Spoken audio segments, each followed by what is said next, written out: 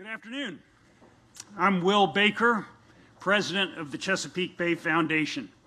Secretary Blinken, welcome to the Chesapeake Bay Foundation's headquarters, built 22 years ago, the first LEED Platinum building in the world, a model of climate change mitigation. The Chesapeake Bay is a national treasure. Menken's immense protein factory, the crown jewel of the world's estuaries. A healthy estuary is the best line of defense for coastal areas against the impacts of climate change. And strategies to improve water quality, such as planting trees and reducing air pollution, also address climate change. Now that's the good news. The bad news is that almost every element of saving the Bay is made more difficult by climate change. More intense storms increase polluted runoff, erode shorelines, and damage wetlands. And warmer water simply holds less dissolved oxygen. So Secretary Blinken, on behalf of CBF's 300,000 members, thank you and President Biden for your leadership on climate change, environmental justice, and creating new jobs. Your approach is quintessential America, innovative, science-based, and practical. The Secretary of State of the United States of America, Secretary Antony Blinken.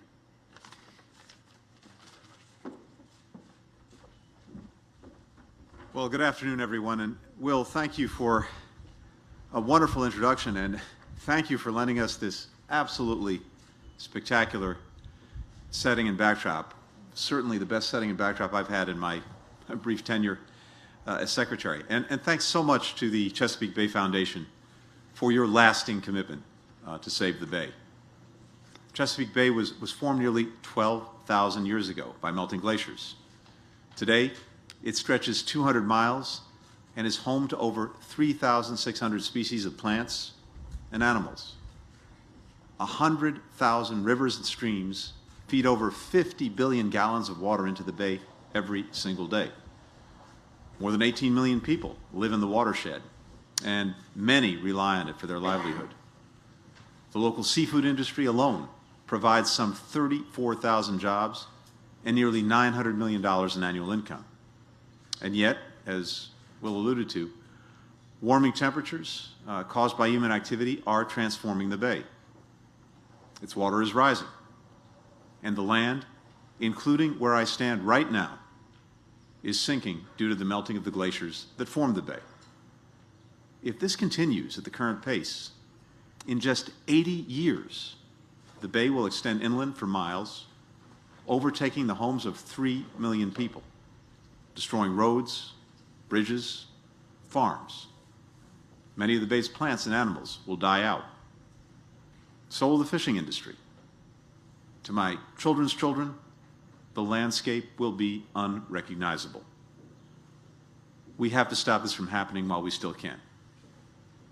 That's why President Biden took steps to rejoin the Paris Agreement right after taking office, and named Secretary Kerry as our nation's first special presidential envoy for climate to lead our efforts around the world. It's also why President Biden invited 40 world leaders to Washington this week for a summit on climate. And it's why the Biden-Harris administration will do more than any in history to meet our climate crisis.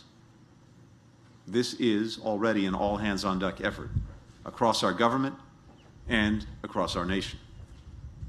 Our future depends on the choices we make today. As Secretary of State, my job is to make sure our foreign policy delivers for the American people by taking on the biggest challenges they face and seizing the biggest opportunities that can improve their lives. No challenge more clearly captures the two sides of this coin than climate. If America fails to lead the world on addressing the climate crisis, we won't have much of a world left. If we succeed, we'll capitalize on the greatest opportunity to create quality jobs in generations. We'll build a more equitable, healthy, and sustainable society. and will protect this magnificent planet. That's the test we face right now. Today, I want to explain how American foreign policy will help us meet that test. Not too long ago, we had to imagine the impact of climate change. No one has to imagine it anymore. For the last 60 years, every decade has been hotter than the one that came before it. Weather events are becoming more extreme. During the cold wave this February, temperatures from Nebraska to Texas were more than 40 degrees below normal. In Texas alone, thousands were left homeless. Over 4 million people went without heat and electricity. More than 125 people died. It may seem counterintuitive that global warming leads to cold weather. But as the Arctic warms, cold weather gets pushed south, and that can contribute to record cold spells like the one in Texas. The 2020 wildfire season burned more than 10 million acres. That's more than the entire state of Maryland. We saw 5 of the 6 biggest wildfires in California's history and the single biggest wildfire in Colorado's history. Together, natural disasters in 2020 cost the United States around $100 billion. Meanwhile, 2019 was the wettest year on record for the lower 48 states. Heavy rains and floods prevented farmers in the Midwest and Great Plains from planting 19 million acres of crops. And from 2000 to 2018, the American Southwest experienced its worst drought since the 16th century. The 16th century. We're running out of records to break.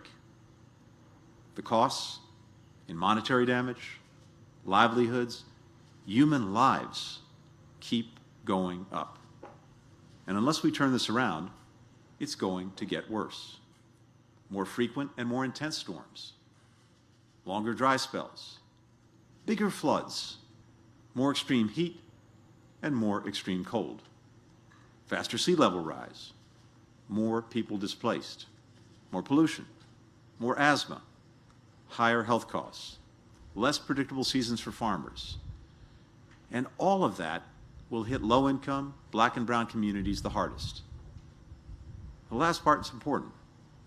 The costs of the climate crisis fall disproportionately on the people in our society who can least afford it.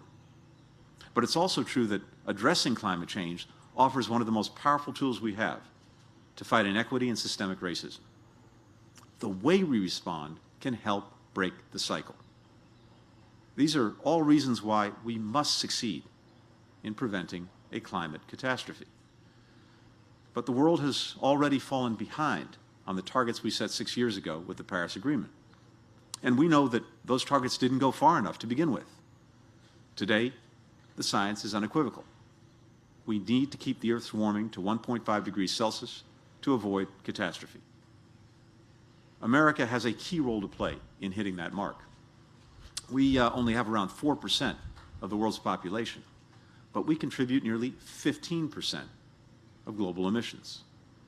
That makes us the world's second biggest emitter of greenhouse gases. If we do our part at home, we can make a significant contribution to addressing this crisis. But that won't be enough. Even if the United States gets to net zero emissions tomorrow, we'll lose the fight against climate change if we can't address the more than 85% of emissions coming from the rest of the world. Coming up short will have major repercussions for our national security. Pick a security challenge that affects the United States. Climate change is likely to make it worse. Climate change exacerbates existing conflicts and increases the chances of new ones, particularly in countries where governments are weak and resources are scarce. Of the 20 countries the Red Cross considers most vulnerable to climate change, 12 are already experiencing armed conflicts. As essential resources like water dwindle, as governments struggle to meet the needs of growing populations, we'll see more suffering and more strife. Climate change can also create new theaters of conflict. In February, a Russian gas tanker sailed through the Arctic's northern sea route for the first time ever. Until recently, that route was only passable a few weeks each year. But with the Arctic warming at twice the rate of the rest of the global average, that period is getting much longer. Russia is exploiting this change to try to exert control over new spaces. It is modernizing its bases in the Arctic and building new ones, including one just 300 miles from Alaska. China is increasing its presence in the Arctic too. Climate change can also be a driver of migration. There were 13 Atlantic hurricanes in 2020, the highest number on record. Central America was hit especially hard. Storms destroyed the homes and livelihoods of 6.8 million people in Guatemala, Honduras, and El Salvador, and wiped out hundreds of thousands of acres of crops, leading to a massive rise in hunger. Months after the storms, entire villages are still subsumed in mud, and people are carving off pieces of their buried homes to sell as scrap metal. When disasters strike people who are already living in poverty and insecurity, it can often be the final straw, pushing them to abandon their communities in search of a better place to live. For many Central Americans, that means trying to make it to the United States, even when we say repeatedly that the border is closed, and even though the journey comes with tremendous hardships, especially for women and girls who face heightened risk of sexual violence. All of these challenges are placing greater demands on our military. The U.S. Naval Academy is only 5 miles north of here, and Naval Station Norfolk, the largest naval base in the world, about 200 miles to the south. Both bases and the critical missions they support face an imminent threat from climate change. And these are just two of the dozens of military facilities that climate change puts at risk. What's more, our military often responds to natural disasters, which are getting more frequent and more destructive. In January, Secretary of Defense Austin announced that the military would immediately integrate climate change into its planning and operations and how it assesses risk. As Secretary Austin put it, and I quote, "There is little about what the department does to defend the American people that is not affected by climate change." Having said all that, it would be a mistake to think about climate only through the prism of threats. Here's why. Every country on the planet has to do two things: reduce emissions and prepare for the unavoidable impacts of climate change. American innovation and industry can be at the forefront of both. This is what President Biden means when he says, and I quote, "When I think of climate change, I think jobs," end quote. To give you a sense of scale, consider that by 2040, the world will face a $4.6 trillion infrastructure gap. The United States has a big stake in how that infrastructure is built. Not only whether it creates opportunities for American workers and businesses, but also whether it's green and sustainable and done in a way that's transparent, respects workers' rights, gives the local population a say, and doesn't mire developing countries and communities in debt. That's an opportunity for us. Or consider the massive investments countries are making in clean energy. Renewables are now the cheapest source of bulk electricity in countries that contain 2/3 of the world's population. And the global renewable energy market is projected to be $2.15 trillion by 2025. That's over 35 times the size of the current market for renewables in the United States. Already, solar and wind technicians are among the fastest growing jobs in America. It's difficult to imagine the United States winning the long-term strategic competition with China if we cannot lead the renewable energy revolution. Right now, we're falling behind. China is the largest producer and exporter of solar panels, wind turbines, batteries, electric vehicles. It holds nearly 1/3 of the world's renewable energy patents. If we don't catch up, America will miss the chance to shape the world's climate future in a way that reflects our interests and values, and we'll lose out on countless jobs for the American people. Now, let me be clear. Goal number one of our climate policy is preventing catastrophe. We're rooting for every country, business, and community to get better at cutting emissions and building resilience. But that doesn't mean we don't have a stake in America developing these innovations and exporting them to the world. And it doesn't mean we don't want to shape the way countries reduce their emissions and adapt to climate change. So how can we do that? We can start with leading by the power of our example. As we work to meet our ambitious climate targets, the following core principles will guide our approach. We will significantly increase our investment in clean energy research and development because it's how we will catalyze breakthroughs that benefit American communities and create American jobs. In all our climate investments, we will aim not only to promote growth, but also equity. We'll be inclusive, focusing on providing Americans across the country and from a range of communities with good-paying jobs and the opportunity to join a union. We'll empower youth, not just because they will bear more of the consequences of climate change, but also because of the urgency, ingenuity, and leadership they've demonstrated in confronting this crisis. We will enlist states, cities, businesses, large and small, civil society, and other coalitions as partners and models. Others have been doing groundbreaking work in this field for a long time. We'll lift them up and share best practices. And this is important. We will be mindful that for all the opportunities offered by the unavoidable shift to clean energy, not every American worker will win out in the near term. Some livelihoods and communities that relied on old industries will be hit hard. We won't leave those Americans behind. We'll provide our fellow Americans with pathways to new, sustainable livelihoods and support as they navigate this transition. Right after taking office, President Biden created the Interagency Working Group on Coal and Power Plant Communities and Economic Revitalization. It's working across the government to identify and deliver federal resources to revitalize the local economics of coal, oil, gas, and power plant communities, and ensure benefits and protections for workers in those same communities. And as part of his American Jobs Plan, the President proposed a $16 billion upfront investment to put hundreds of thousands of people to work in union jobs, plugging abandoned oil and gas wells and mines. If we can stay true to these principles while meeting our climate targets, we'll demonstrate a model that other countries will want to partner with and follow. With those values in mind, here's how the State Department will leverage our foreign policy to deliver for the American people on climate. First, we'll put the climate crisis at the center of our foreign policy and national security, as President Biden instructed us to do in his first week in office. That means taking into account how every bilateral and multilateral engagement, every policy decision, will impact our goal of putting the world on a safer, more sustainable path. It also means ensuring our diplomats have the training and skills to elevate climate in our relationships around the globe. Now, what it does not mean is treating other countries' progress on climate as a chip they can use to excuse bad behavior in other areas that are important to our national security. The Biden-Harris administration is united on this. Climate is not a trading card. It's our future. I am particularly delighted that President Biden named my friend John Kerry to serve as our special presidential envoy for climate. No one is more experienced or effective in convincing other countries to raise their climate ambitions. We need the whole world focused on taking action now and through this decade to promote the achievement of net zero global emissions by 2050.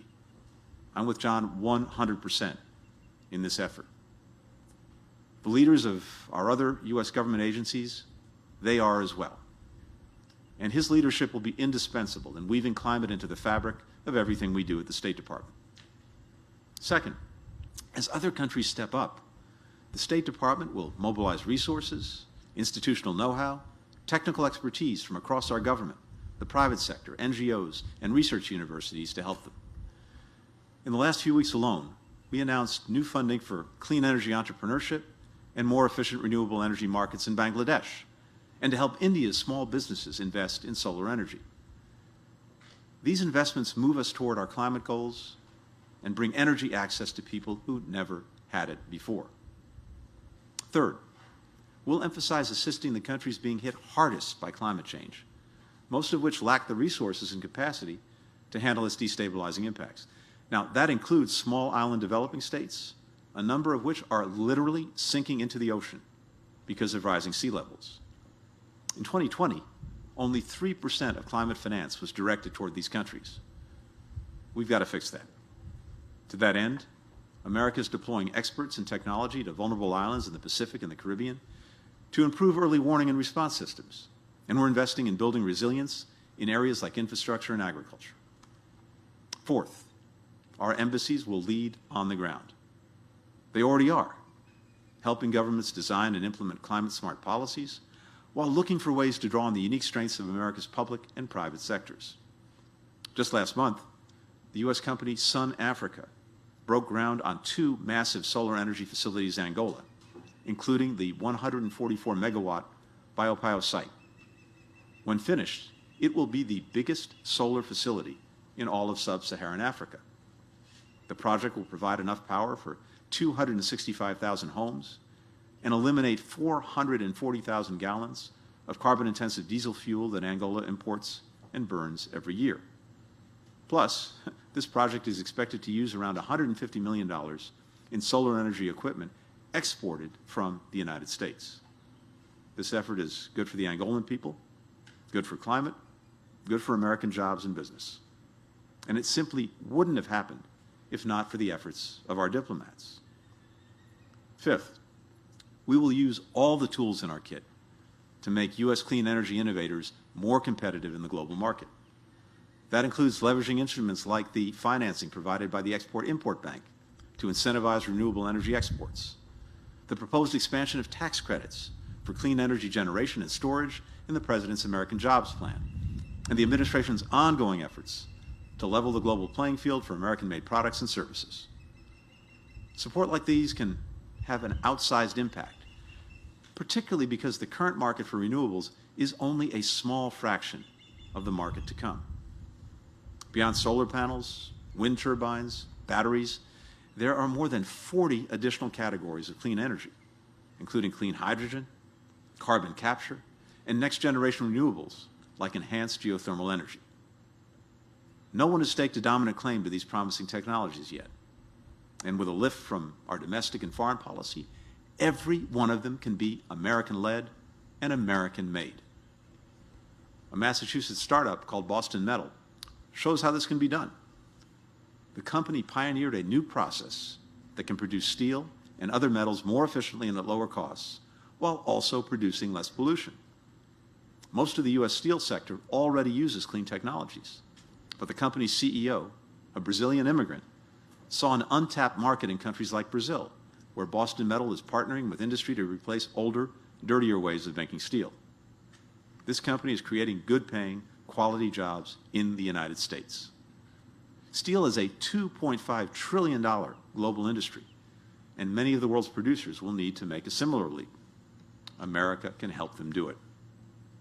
Sixth, our diplomats will challenge the practices of countries whose action or inaction is setting the world back. When countries continue to rely on coal for a significant amount of their energy, or invest in new coal factories, or allow for massive deforestation, they will hear from the United States and our partners about how harmful these actions are. And finally, we'll seize every chance we get to raise these issues with our allies and partners and through multilateral institutions.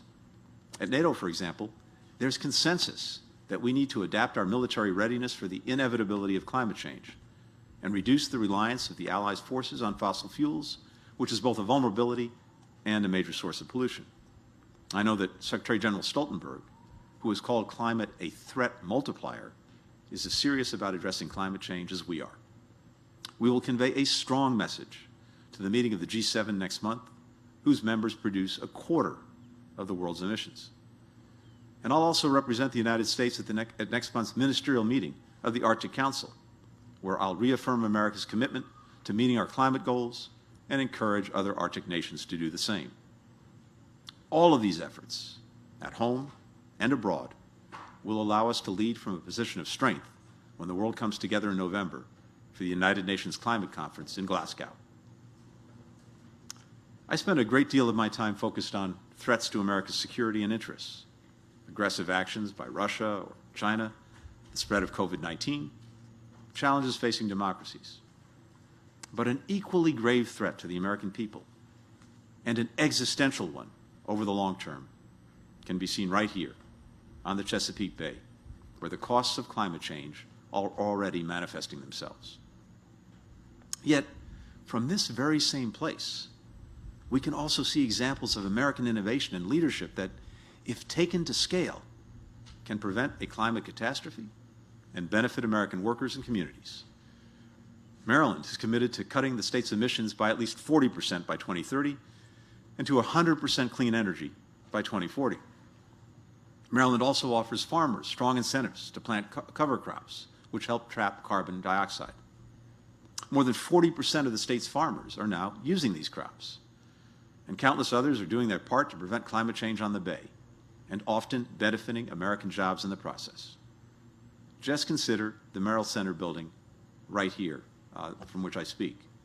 When it opened 20 years ago, it was the first LEED Platinum building in the entire world, a U.S. standard for energy efficiency that has since become the gold standard globally. Around a third of its energy comes from solar power. It uses 80% less water than most buildings its size. Nearly half of the building materials, came from within 300 miles. Its design saves $50,000 a year in energy costs alone. A newer facility the Chesapeake Bay Foundation built in 2014 is even more efficient, reflecting advances in American design and manufacturing. It produces more energy than it consumes, and all the water it uses is captured rainwater. Its solar panels come from Oregon, its wind turbines from Oklahoma. These solar panels and wind turbines are American designed, American owned, American built. And people from around the world have come to study these buildings. It's changes like these that will help preserve the Bay as we know it, and all of the communities and livelihoods that it sustains.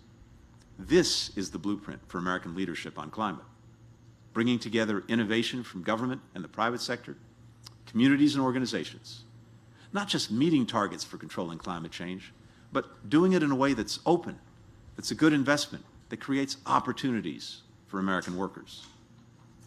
The climate crisis we face is profound. The consequences of not meeting it would be cataclysmic. But if we lead by the power of our example, if we use our foreign policy not only to get other countries to commit to the changes necessary, but to make America their partner in implementing those changes, we can turn the greatest challenge in generations into the greatest opportunity for generations to come. Thanks for listening.